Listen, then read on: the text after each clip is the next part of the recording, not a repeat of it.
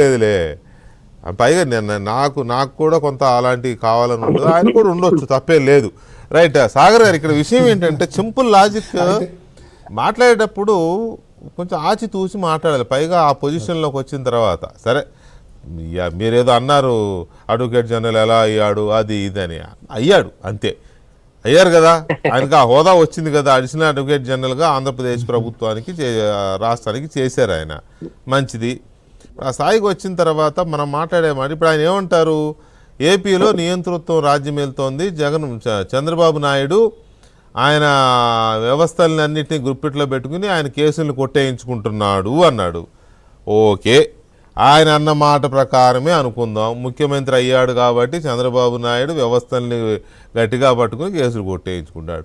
మరి సింపుల్ అదే జగన్మోహన్ రెడ్డి కూడా వర్తించుద్దుగా, ముఖ్యమంత్రిగా ఉన్నాడు కాబట్టి వ్యవస్థలను అన్నింటినీ గుప్పిట్లో పెట్టుకొని చంద్రబాబు నాయుడు మీద కేసులు పెట్టించాడని ఈజీగా ఒప్పుకోవచ్చు కదా, సింపుల్ లాజిక్ కదా. అందుకే కదా ఐపీఎస్లు జైలుకి వెళ్ళారు, సస్పెండ్ అవుతున్నారు, ఐఏఎస్లు సస్పెండ్ అవుతున్నారు, దొరికిపోయారు కదా అడ్డంగా.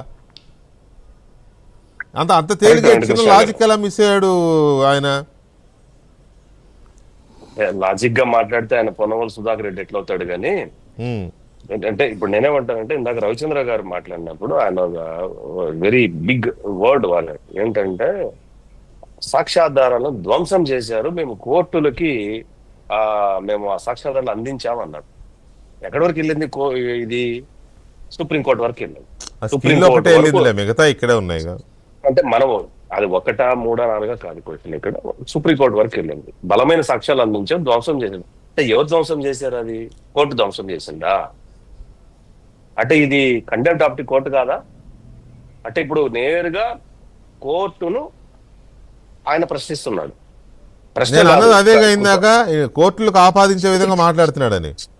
ఎస్, ఇప్పుడు అది వెరీ వెరీ హైలీ గ్రావిటీ ఉన్నటువంటి వర్డ్, అది మామూలు విషయం కదా. అందుకోసం అడ్డు రాబోయే నేను, ఎందుకంటే ఆ పదం నేను మిస్ అయినట్టున్నాను. పొన్నవోలు సుధాకర్ రెడ్డిది ఆ పదం నేను సరిగ్గా విన్నట్లేదు.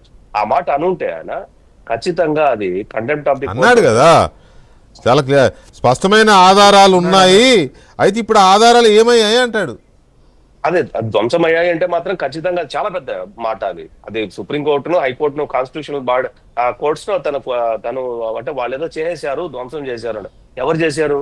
కోర్టు అంటే నెల్లూరు కోర్టులో కొన్ని ఫైల్స్ పోయినాయి కదా, అంటే అదే దాని మీద సిబిఐ కేసు పడింది కదా. మరి దీని మీద కూడా ఇప్పుడు ఈయన చెప్పిన మాటను బట్టి ఇప్పుడు చెప్పిందే కరెక్ట్ అయితే 10 సంవత్సరాలు హైదరాబాద్ నాంపల్లి సిబిఐ కోర్టులో ఉన్నటువంటి కేసులు, అక్కడ జాన్ జిగిరి దోస్తులు కదా, అక్కడ ప్రభుత్వం జాన్ జిగిరీలు కదా, బిర్యానీ తిన్నటువంటి ప్రభుత్వాలు కదా అప్పట్లో 5 ఏళ్ళు.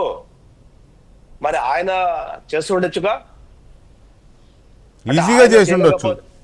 మరి ఆయన అధికారంలో ఉన్నప్పుడు, ముఖ్యమంత్రిగా ఉన్నప్పుడు ఆయన మీద ఉన్న కేసులన్నీ కొట్టేయించుకోవచ్చు ఒకవేళ అది ఈజీ అయితే. ఏది ఇప్పుడు ఈయన అన్నట్టే ఈజీయే కనుక అయితే, ఈ పటాలు ఇది ఈజీ అయితే మరి పక్క స్టేట్ అని మళ్ళా ఎందుకో కాంటాక్ట్ చేస్తారంటే నా తమ్ముడు లాంటోడని ఆయన, తండ్రి లాంటోడని ఈయన, ఇద్దరు మాట్లాడుకున్నారు కదా, ఆ ముఖ్యమంత్రి ఈ ముఖ్యమంత్రి బిర్యానీ తిని. ఆ పొజిషన్ లో కూడా అతను మేనేజ్ చేయలేక కేసులు ఏమీ చేసుకోలేకపోయాడు. అంటే వ్యవస్థలు ఎంత బలమైనవి అంటే ఒక పర్సన్ వచ్చి మేనేజ్ చేస్తే మేనేజ్ అయిపోతాయి. ఆ వ్యవస్థలు అనేవి కాన్స్టిట్యూషనల్ బాడీస్ అనేది, ముఖ్యంగా కాన్స్టిట్యూషనల్ కోర్ట్స్, దట్టు దేశంలో సెన్సేషన్ అయినటువంటి కేసుల్ని లో ఉన్నటువంటి నీ మీద కోర్టులు అంత ఈజీగా కాంప్రమైజ్ అయిపోతాయని నువ్వు అనుకుంటున్నావా? లేకపోతే ముఖ్యమంత్రిగా ఉన్నటువంటి చంద్రబాబు నాయుడు గారు ప్రపంచంలో ఉన్నటువంటి ఒక ధీటైనటువంటి రాజకీయ నేతలు, ఆయన కూడా ప్రపంచ దేశ నేత, అందరికీ చంద్రబాబు నాయుడు గురించి నాకు అర్థం కాదు కానీ రవిచంద్రారెడ్డి గారు ఎలా అండి ఇప్పుడు